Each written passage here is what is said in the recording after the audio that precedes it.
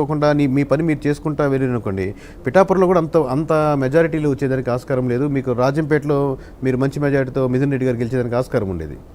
మీరు ఎప్పుడైతే too much concentration ఒక దగ్గర చేశారో, ఎక్కడో చిన్న విలేజ్లో మారుమూల రాయలసీమలో విలేజ్ కూడా పవన్ కళ్యాణ్ ఖచ్చితంగా గెలవాలి అన్న ఊపు తేగలిగారు. మీరు రాజంపేట మిథున్ రెడ్డి గారు గెలుస్తాడా? లేదు సార్, గెలవరు sir. Kiran Kumar Reddy 25 parliament seat sir ఖచ్చితంగా కూటమి గెలుచుకుంటుంది. లెట్స్ మీరు ఒకవేళ ఒక మిస్టేక్ అయినా మీరు ఇది వెరిఫై చేయండి. తర్వాత 25 పార్లమెంట్ సీట్లో ఏ పార్లమెంట్ కింద కూడా 4 నియోజకవర్గాలు కన్ఫామ్గా గెలిచే నియోజకవర్గాలు 4 సీట్లు కనపడవు సార్ మీకు ఏ పార్లమెంట్ కింద కూడా. 25 పార్లమెంట్ సీట్లో ఈ పార్లమెంట్ కింద మీరు 4 నియోజకవర్గాలు ఖచ్చితంగా గెలిచే నియోజకవర్గాలు కనపడవు వైసీపీకి 100%. మెజార్ 4 అంటే అవుట్ ఆఫ్ 7 4 కనపడదు కాబట్టి. ఇంకా క్రాస్ ఓటింగ్ బాగా టిపికల్ ఉండే అరకు కావచ్చు, మీకు కడప కావచ్చు, ఈ క్రాస్ ఓటింగ్లో తేడా ఉన్నాయి.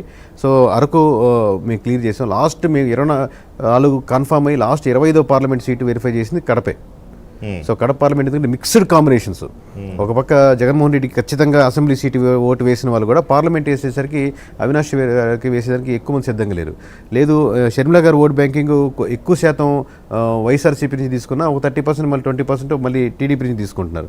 సో కొంతమంది వైఎస్ఆర్సీపీకి అసెంబ్లీ వేసి మళ్ళీ కొంతమంది టీడీపీకి ఓట్లు వేసే ఉన్నారు. సో మిక్స్డ్ కాంబినేషన్ క్రిటికల్గా ఉండే నియోజకవర్గం పార్లమెంట్ ఏదైనా ఉందంటే ప్రస్తుతానికి మొత్తం రాష్ట్ర వ్యాప్తంగా అది కడప పార్లమెంట్ సార్. స్టిల్ అది ఈ మిక్స్డ్ కాంబినేషన్లో ఫేవరింగ్ టు ఒక 50,000 ఓట్లకి కూటమి వైపే మలుతుందని చివరికి అది కూడా మేము కూటమి వైపు వేయాల్సి వచ్చింది. అందరి ప్రిడిక్షన్ ఏంటంటే కడప పార్లమెంట్ వచ్చేసరికి అవినాష్ వర్సెస్ షర్మిల ఉంటుంది అనేదే. అది వైసీపీ నమ్ముతోంది, ఒక రకంగా టీడీపీ కూడా నమ్ముతోంది, బీజేపీ కూడా నమ్ముతుంది, షర్మిల గారు కూడా అదే అనుకుంటున్నారు. అయితే గెలుస్తా లేకపోతే సెకండ్ నేను అన్నట్టుగా ఉన్నారు. అయితే గెలుస్తారు, తర్వాత అది ఆప్షన్ నేను యాక్సెప్ట్ చేస్తాను. But core TDP vote banking ఎలా ఉంటుందో అలాగే ఉంది సార్. దీనికి యాడెడ్ గా షర్మిల గారు టీడీపీ దగ్గరకు వచ్చేసరికి అంటే ఒక అవగాహన ఫ్రెండ్లీ కాంటెస్ట్ లాగా జరిగింది అక్కడ. షర్మిల గారికి టీడీపీకి పులివెందుల్లో బీటెక్ రవికి వేయండి, ఎంపీ ఓటు మాత్రం కాంగ్రెస్కి వేయండి అని ఓపెన్ గానే క్యాంపెయిన్ చేశారు. అలా లేదు సార్, అలా ఏం లేదు. కోర్ ఓట్ బ్యాంకింగ్ టీడీపీకి అలాగే ఉంటుంది. ఇంకా షర్మిల గారు తీసుకునే మెజారిటీ 70% పైన ఓట్ బ్యాంకింగ్ వైఎస్ఆర్సీపీ నుంచి తీసుకుంటుంటారు.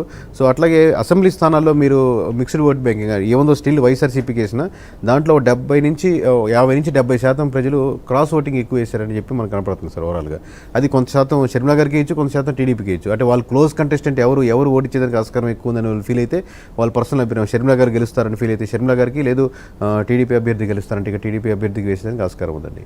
ఓకే, తర్వాత మనం ఇంకా చాలా దీంట్లో 160 స్థానాలకు